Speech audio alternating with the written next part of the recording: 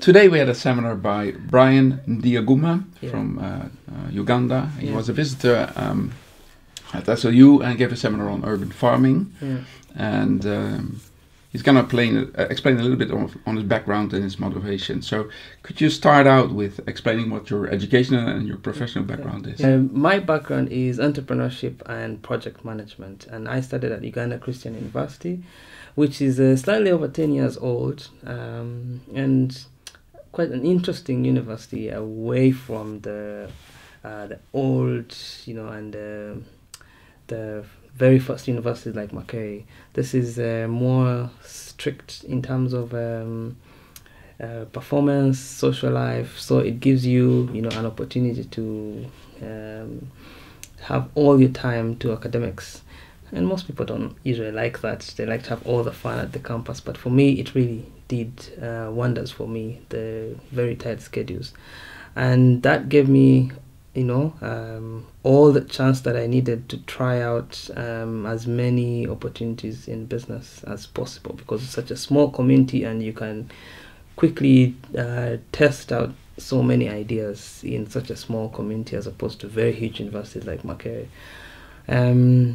But ironically, I've been working with Makerere University for the last 2 years, which is now also very good, because when you have very many students that you can reach out to, it becomes, a business opportunity. Yeah. And my current profession still weaves into what I studied, which is business innovation scaling. And I have done this for the last 5 years. This year I make 5, working with innovation hubs and innovation projects. And I started out just managing the innovation hubs, understanding their business models, how they work, how do we get in innovations, how do we organize events, building mentorship programs. But for the last almost 2.5 years, I've been focusing on scaling and accelerating the projects themselves. I find that more focused and interesting for me, because you have time to look at one project and give it more of your commitment to see how it flourishes or to see how it fails in the market or even before the market. And this has also been quite interesting for me because I've worked in various ecosystems, like health, education, fintech,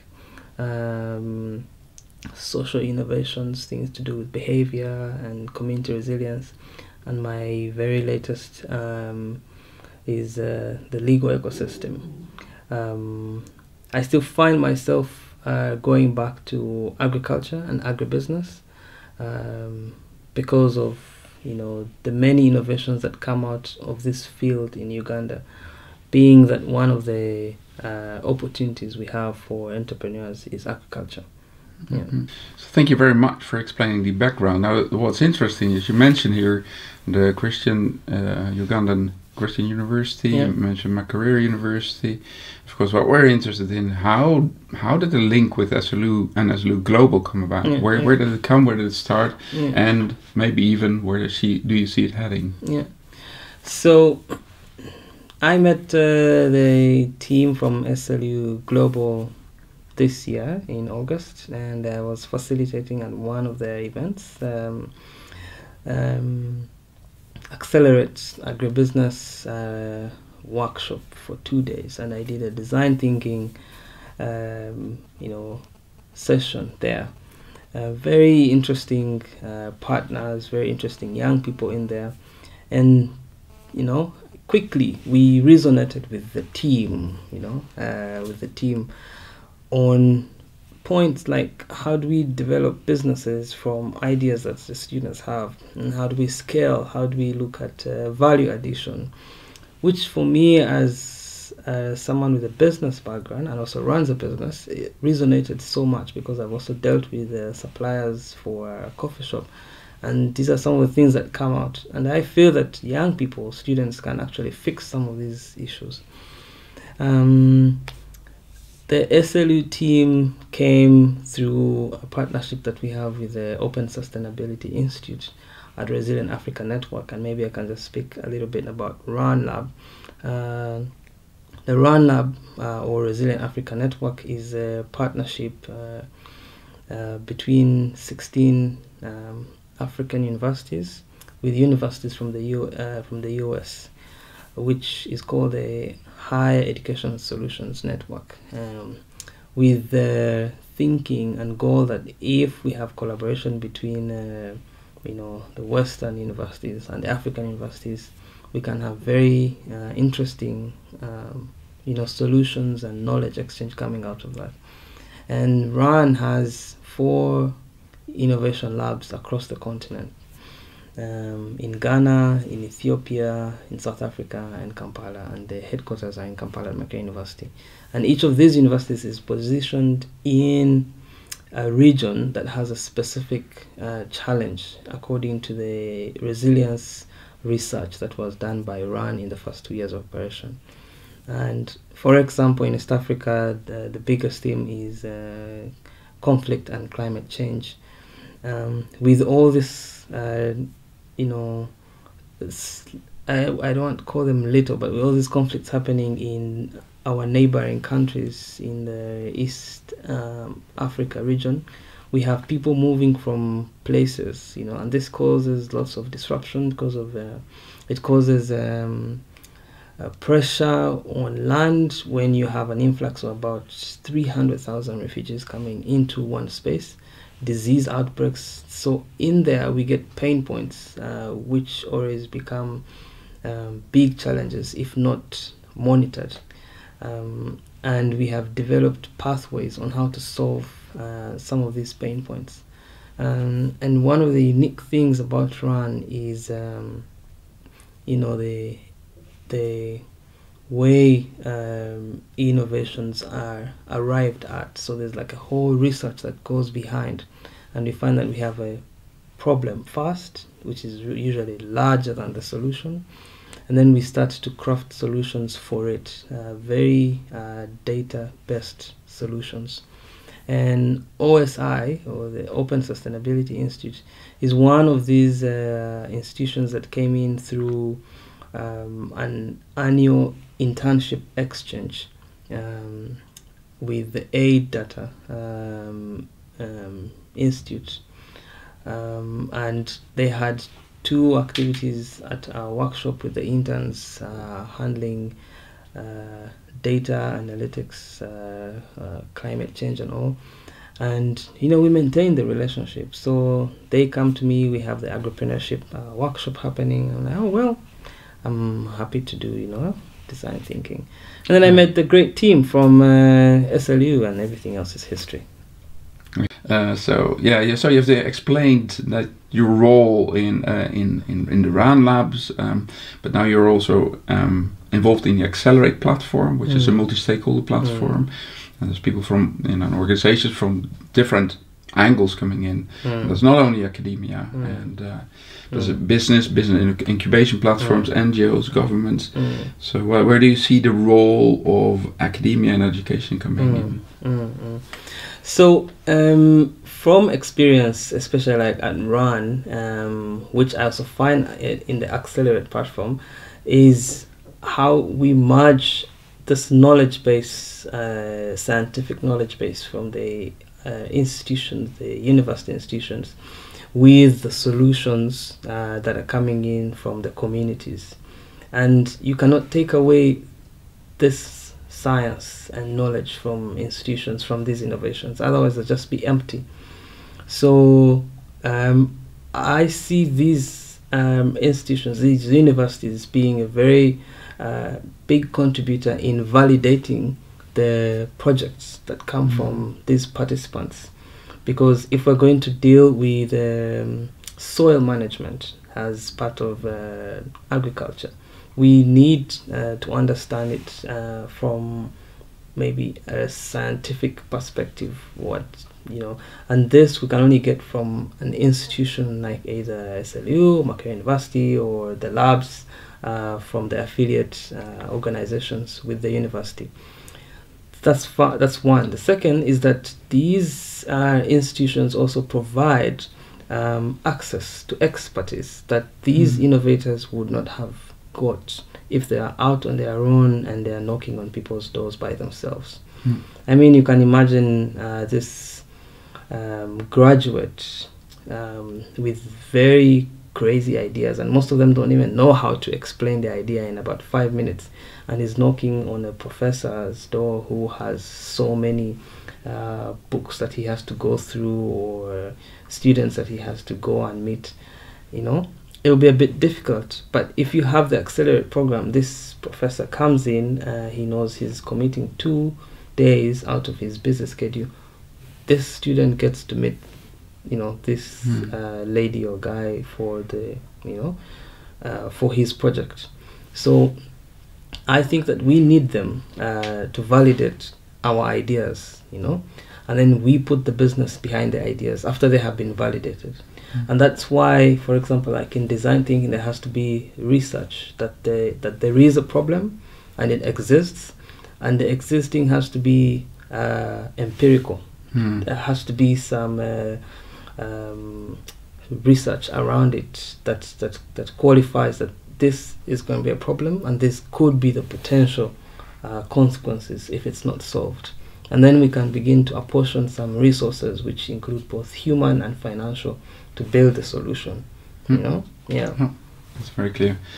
Now, for those of you who haven't seen the seminar, it's probably still online, and the links are there. I would advise you to watch the seminar because it's very inspiring. And one of the things that came out of the seminar is that you run also your own restaurant. So while, you know, teaching people how to build their own and to scale up their own innovations and businesses, you also have your own business running, and that's actually sort of your own learning platform, and you use it as well as a way to, as a business incubation platform almost for young people. And can you explain a little bit more about that? Yeah, so my wife and I own a coffee shop and restaurant, fully fledged. We have a full day shift from 6:30 a.m. to 10 p.m. 13 employees, full-time staff, and you know, full food menu with a coffee bar.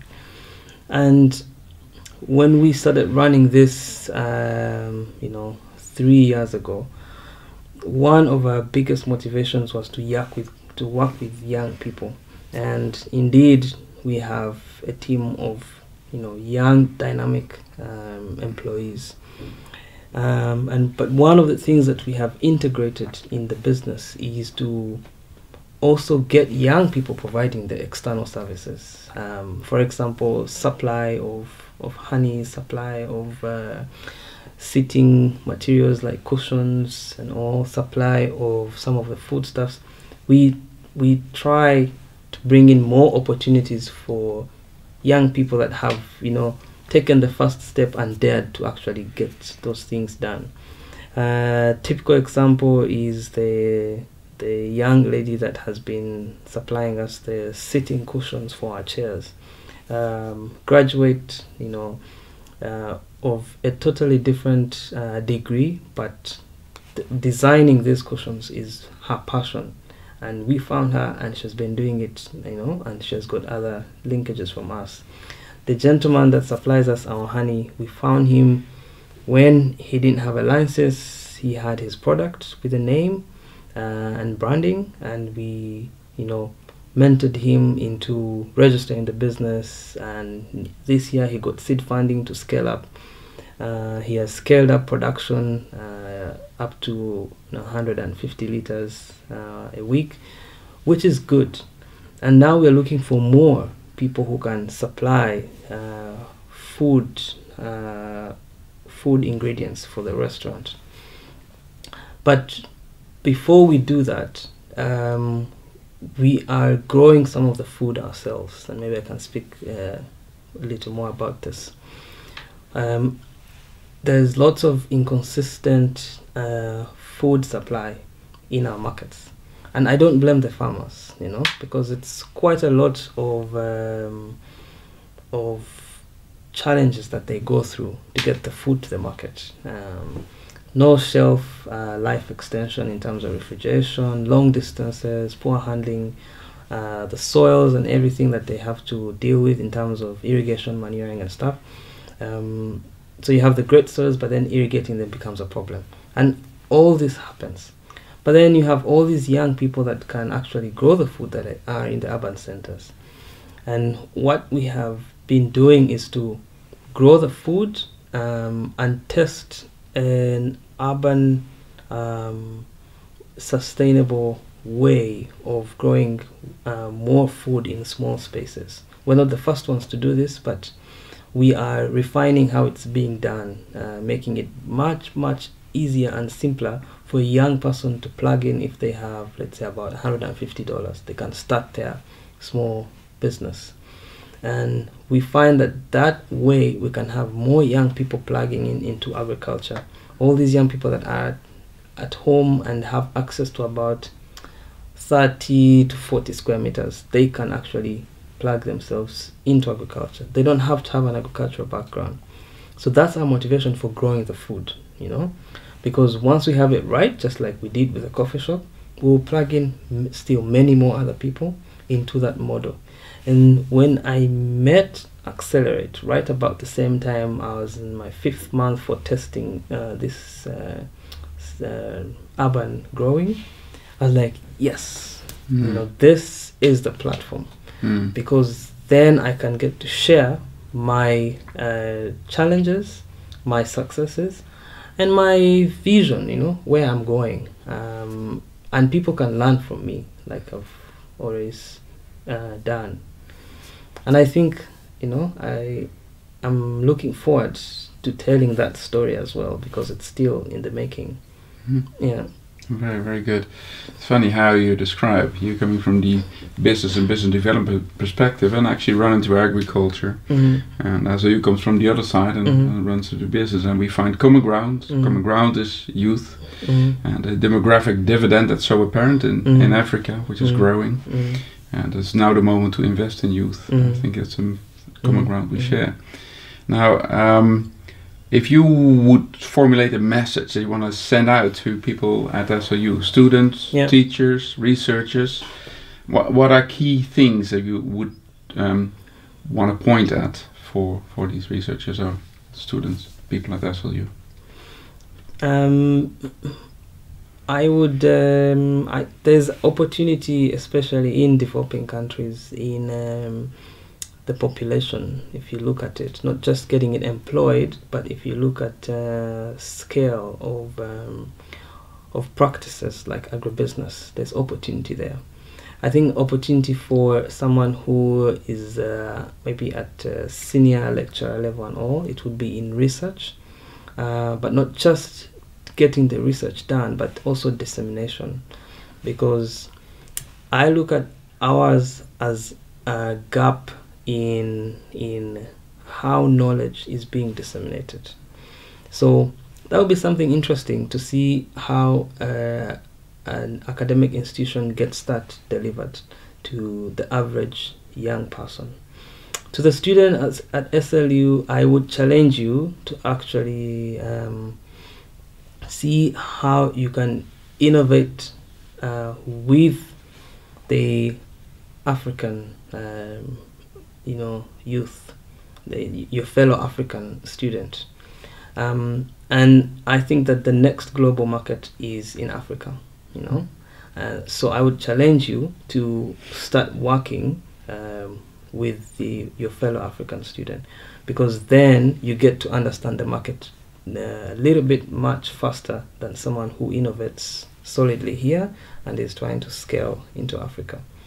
For the African young person that is a crazy guy or lady and dreaming, you know, to dent the world, I would challenge you to take a look at what's around you and disrupt that. Take a look at how food is being produced. If you understand that half of the people that live in urban centers, spend more money on food than anything else, what do you take of that information? How do you plug yourself in there? And you don't have to be an agriculturist to do agriculture. So how do you do that? That will be my challenge to us. And then join the platform, join Accelerate.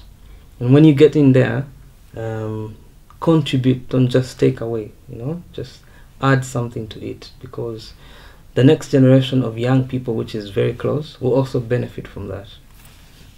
Thank you very much for the interview, for your very comprehensive answers. You're welcome.